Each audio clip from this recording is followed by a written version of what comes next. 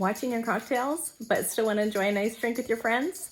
Stick around, I'm going to show you how to create endless flavors of vodka cocktails. For caffeinated flavors like this green pineapple rum cocktail, add about 6 teaspoons of your tea leaves to an infuser and 400 ml of vodka. I'm going to steep that caffeinated tea for a minimum of 2 hours. Then you're just going to take the infuser out and we're going to add that to a glass container and store in the fridge.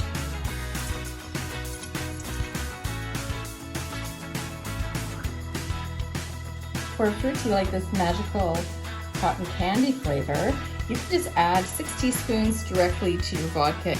So to make that cocktail, after 2 hours, you're just going to add some ice. Going to use an infuser to just add some of that vodka into the end of your glass.